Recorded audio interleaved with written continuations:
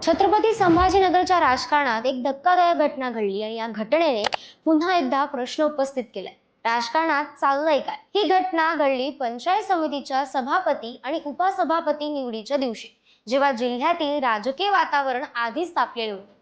या वादाच्या केंद्रस्थानी आहेत अंबादास दानवे, विधान परिषदेचे विरोधी पक्षनेते आणि शिवसेना उद्धव बाळासाहेब ठाकरे गटाचे प्रमुख नेते. आरोप असा आहे की पंचायत समिती निवडणुकीच्या पार्श्वभूमीवर ठाकरे गटाचे 3 सदस्य अचानक संपर्काबाहेर गेले. यामध्ये लताबाई कानडे, सतीश शिवाळे आणि दत्तात्रय वरपे यांची नावे चर्चेत आली.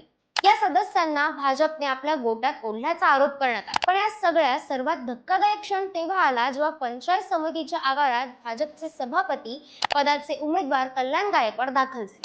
त्यांना पाहताच अंबादास दानवे थेट त्यांच्या दिशेने धावले आणि सर्वांसमोर त्यांची कॉलर पकडून त्यांना कानफटवल्याचा आरोप केला जातो.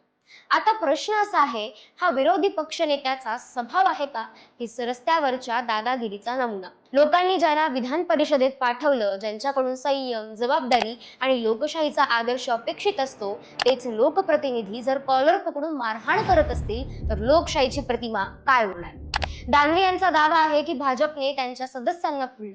पण जरी आरोप खरे असले तरी लोकशाहीमध्ये त्यावर उपाय आहे, कायदा, निवडणूक आयोग आहे, न्यायालय आहे. पण मारहाण हा कोणता लोकशाहीचा मार्ग आहे?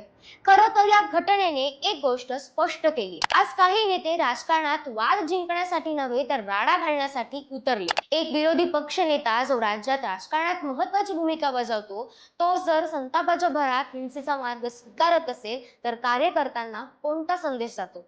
राजकारणात संघर्ष असतो, मतभेद असतात, पण हिंसा हा कधीच पर्याय नसतो. संभाजीनगरमधील ही घटना फक्त एका झटापटीची कथा नाही, तर राजकारणातील संयम संपत चालल्याचा गंभीर इशारा. आणि आज या सर्वसामान्य लोकांच्या मनात एकच प्रश्न निर्माण झालाय, जर विरोधी पक्ष नेतेच कॉलर पकडून राजकारण करत असतील तर मग लोकशाहीची मर्यादा कोण पाळणार?